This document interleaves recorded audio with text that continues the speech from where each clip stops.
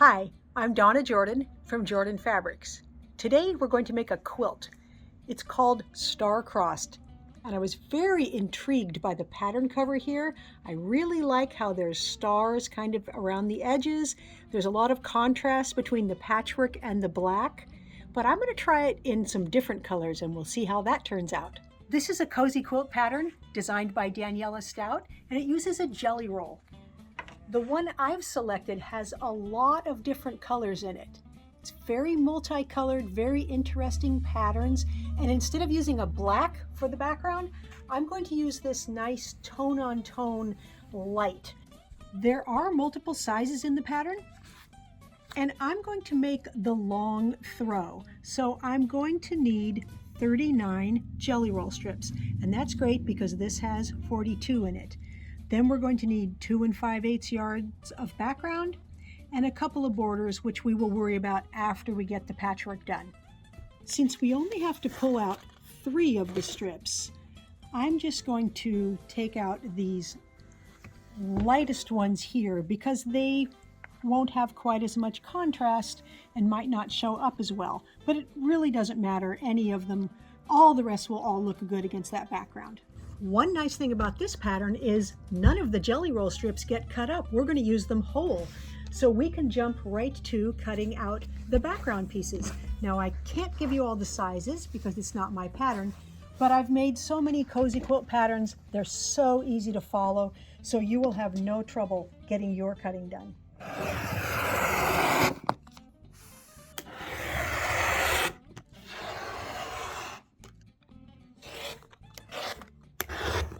Okay, the cutting is all done. The next step is to take 3 jelly roll strips and set them aside, and take all of the rest of them over to the sewing machine.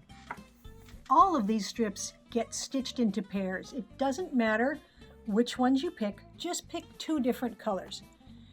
When you stitch these into pairs, you want to be careful that you don't stretch either one. If you're worried about stretching, you can pin the top and you can pin the middle and you can pin the bottom. I tend to not stretch because I've made so many of them. But all I'm doing is putting them right sides together and stitching all down one side.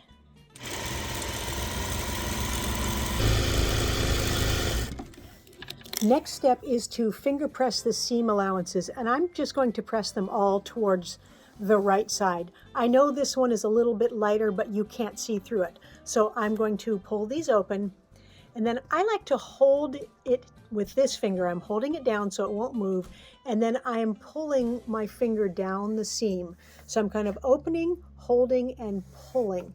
And this is pressing that seam flat. So even before we iron it, the seam allowance is going to stay going that way the whole way down. Once they're stitched up, even though we finger pressed, we still want to iron them.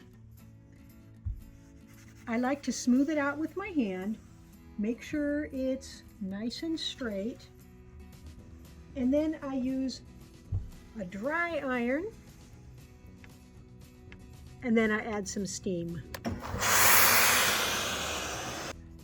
We're going to take our biggest background strips and our double strip units back to the sewing machine.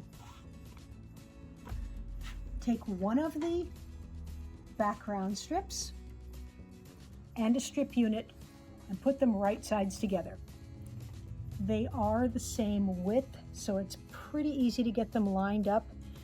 And stitch down both sides. So I'm stitching a 1/4 inch from this edge all the way down this one side, and then I'm going to stitch back up the other side.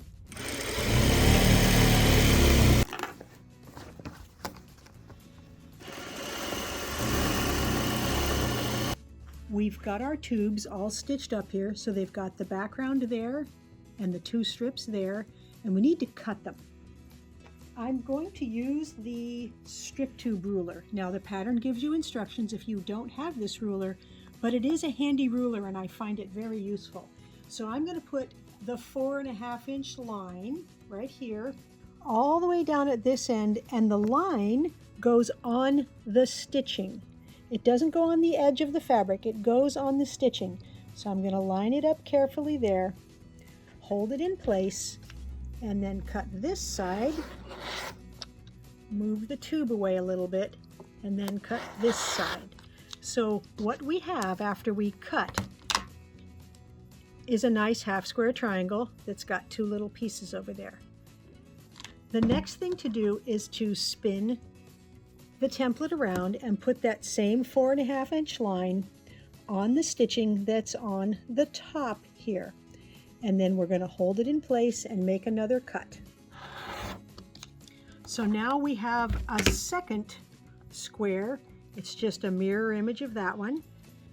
And I'm going to keep turning the ruler around and cutting. Now this time I'm going to have to make two cuts because I can't move it all the way down. I can move it all the way down to right there. Now I'll cut that way and that way. And I'm just going to keep twisting and making new cuts all the way down the strip unit. All of these get ironed with the seam allowance toward the dark. So I like to set it down with the light fabric on the ironing board and then peel it open so that that seam stays nice and straight. Then get my iron and add a little steam. Last step is to trim off any dog ears. We've only got a little bit of one there. We've got a whole dog ear here. Now we're going to take the 3 strips we set aside earlier and 3 background strips over to the machine. Put the background strip down first, then the printed Jelly Roll strip on top of it, and we're going to sew down just one side here.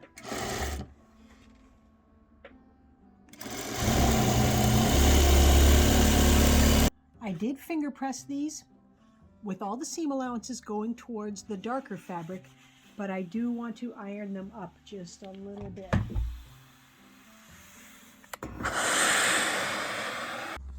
I'm back at the machine with these 3 strip units we just made and the last remaining double Jelly Roll strip units from earlier, and I'm going to take one of each. So let's take this one here, and let's take one of these and put them right sides together. So I want them right sides together, but I want to make sure my seam allowances are going in opposite directions. So this seam is going that way, this one's going this way, so that's perfect. So I'm going to just line them up and stitch on both sides.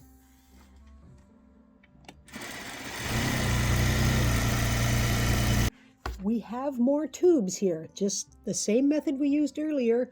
That's what we're going to do to cut these up. We're going to use the same measurement. We're going to use the 4.5 inch line.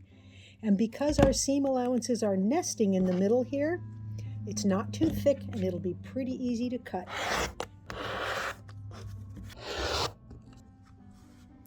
I'm also ironing all of these blocks open and trimming the dog ears. And you'll notice that I've kept all of the blocks from each separate strip unit together. So I've got 3 stacks.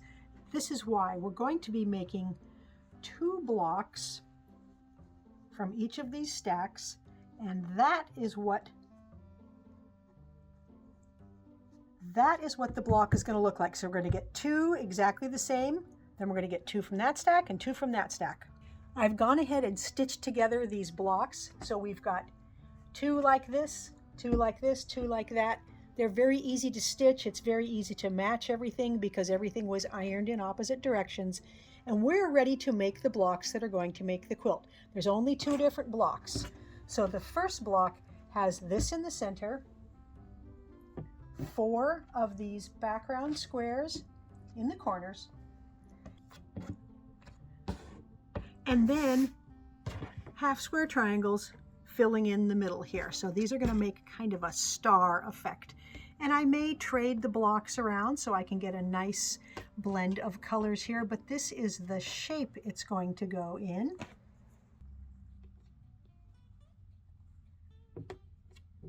There, it's actually a pretty good blend of colors. So that's the first block.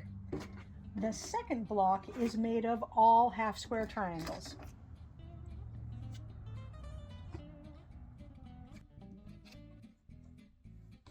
Again, right now I am just placing these in the correct orientation, and I may trade around so I don't get too much navy on one side or too much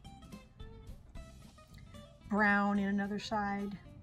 There is, of course, nice diagrams in the pattern that shows you exactly how to lay out these pieces. I'm not really doing it from memory. Those are the 2 blocks. I'm going to go ahead and take this one over to the sewing machine. Since this middle section is already stitched together, we need to sew these pairs together so we can add them to that. So I'm just going to stitch this one and then stitch the second pair, which I don't have laid out quite right. That's how it goes.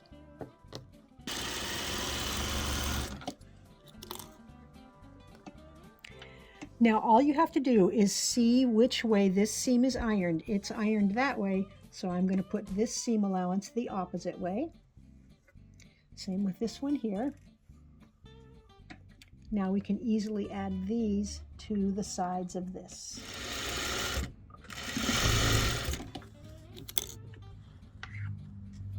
These seams can both go away from the middle, and all we have to do next is sew all these 4 into a row, same thing down here, and add them to the center. There's the first block. I'm going to make 6 blocks like this. Then I'm going to make 6 blocks like this. This one is even easier to sew. We just make the 4 rows and stitch those together. Then we'll be ready to lay out the quilt. I've got 6 of each block done, and now we can lay the quilt out. All we're going to do is alternate them. So let's put a star square in the corner, this other block in the middle, and then another star. And the next row is just going to be the opposite. So it will get these in the corners and the star in the middle. There, that's all the patchwork blocks laid out. And if you remember the cover of the pattern, it shows these nice patchwork blocks in the corners. And the way we're going to get those is from the border fabrics. We're going to cut some extra border strips here and make some half square triangles using the same method we used to make these. I went ahead and stitched up those blocks, and you can see why they look really nice in the border fabrics, because it gives some continuity with what you've got going on around the edges. Looks very nice and balanced. So I'm going to go ahead and stitch together all the blocks of the quilt, stitch these borders on with the patchwork squares, then get it loaded onto the quilting machine. The quilt is all loaded on the machine, and we need to pick a thread color. I really want the thread to recede. I don't want the color to show up very much. So even though this blue matches perfectly, I have a feeling it's going to be a little too dark for what I'm going for here. Now here's a nice green. This is the same color that's in a lot of the prints. It'll show a little, not too much. This is kind of a very light olive color here. It'll show a little. That would be a good choice. Then we have kind of an oatmeal color here. That doesn't show at all. And I'm not even going to see it in the darkest prints, so this is what I will use. For the quilting pattern, I'm using one called Alex. This is nice because it's very compatible with the style of prints that are in the patchwork. It's not going to fight with it. It's curved and it flows very nicely.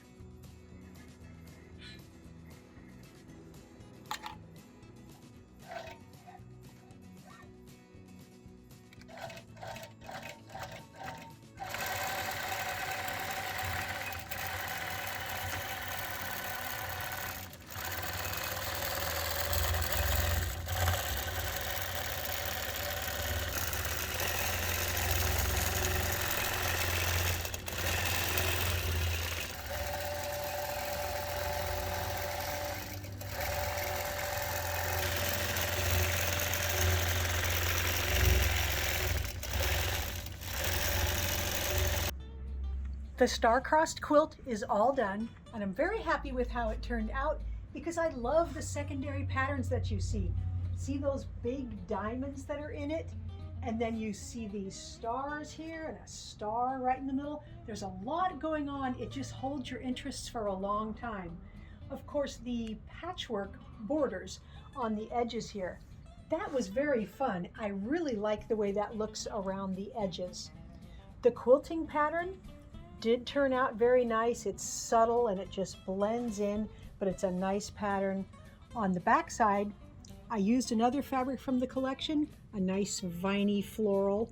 Now it turned out 64 by 80, so it's a nice big throw size. And there are 2 other sizes included in the pattern, so you can make whatever size works best for you.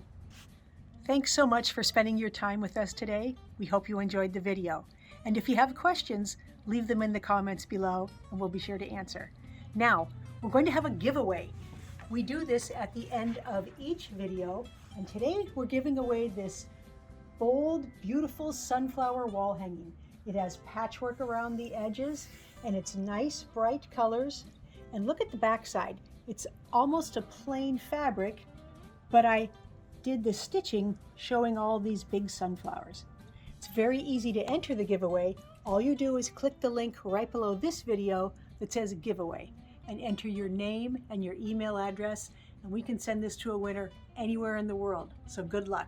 Now, if you like our videos and you want to support us, the best thing you can do is subscribe to our YouTube channel. That really helps us out. Happy quilting!